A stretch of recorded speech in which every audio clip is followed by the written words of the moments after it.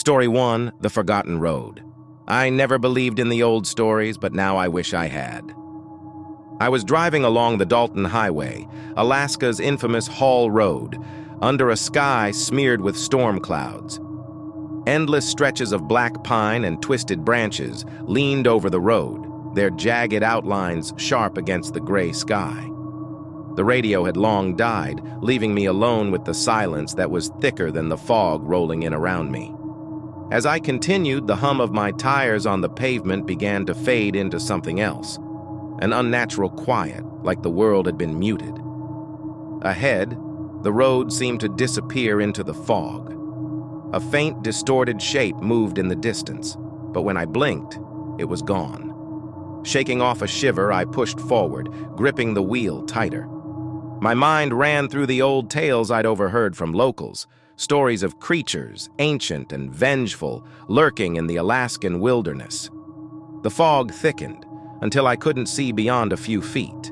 Then, out of nowhere, came a low, rhythmic drumming. It seemed to come from the woods, then all around me. Shadows flickered at the edge of my vision, and I caught glimpses of figures, twisted and animalistic, flitting between the trees. I tried to speed up, but my truck stalled, sputtering as if the air itself had grown too heavy for the engine to breathe. My heartbeat pounded louder than the drumming, and a freezing chill settled over me, sinking into my bones. I couldn't tell if I was shivering from the cold or from fear. Just as suddenly, the fog began to thin, and I could see the road again. But the shadows remained, whispering in low, gravelly tones that burrowed into my skull.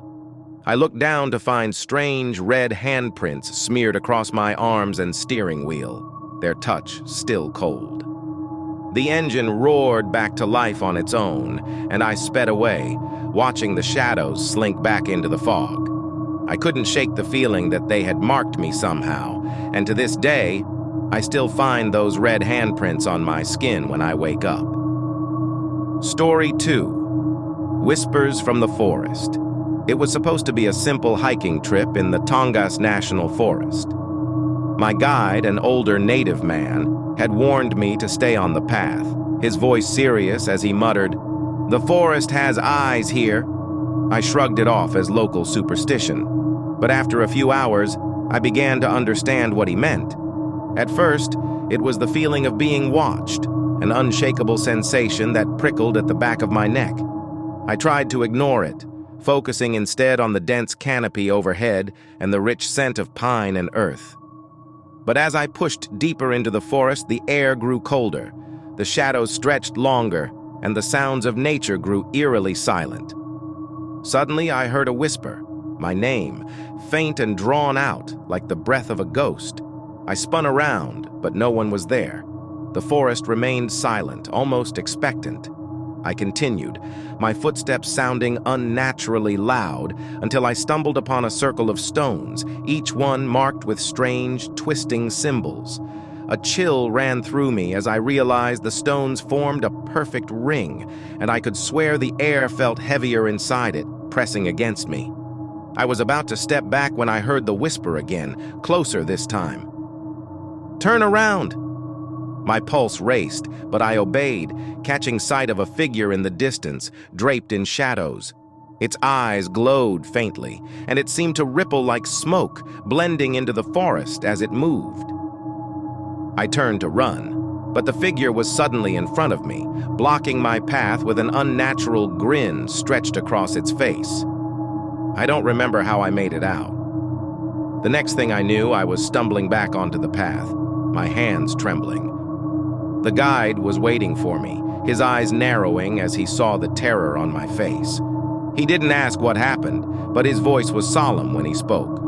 "The forest saw you. It won't forget." I left that day, but sometimes in the dead of night, I hear that whisper calling my name. Story 3, The Shaman's Warning. The village elder had spoken of strange things lurking in the woods beyond the ice fields, creatures that didn't belong in the world of men. I thought it was a tale meant to scare the uninitiated, a remnant of old superstitions. But when I found myself stranded by a sudden blizzard, those words took on a terrifying reality. As I wandered, searching for any sign of shelter, the wind carried strange sounds, whispers and hisses that seemed to curl around me, tightening like a noose. I stumbled into an abandoned hunting cabin, its walls covered in faded symbols and strange charms hanging from the ceiling. I shivered, feeling like I'd intruded on something sacred and old. Outside, I caught a glimpse of movement. A tall, thin figure, cloaked in rags that fluttered like wings, stood just beyond the door. Its face was a blur, like a smear of darkness, but I could feel its gaze piercing through me. Then it began to move, its limbs bending and twisting in ways that no humans should. It took a step closer, then another, its head tilting at an unnatural angle. I backed away, nearly tripping over an old, dust-covered book on the floor. Flipping it open, I saw pages filled with sketches of the creature, each one more disturbing than the last. A note scrawled in the margins read, "It knows. It follows." The wind howled as the figure scratched at the walls, whispering words in a language that made my skin crawl. I braced myself against the door, heart hammering as the scratches grew louder, more insistent. Just as I thought it would break through, silence fell, thick and absolute. When I finally dared to look, the figure was gone. But in its place was a single symbol, carved deep into the wood. I knew then that it had marked me, that it would follow me, waiting for the moment when I least expected it.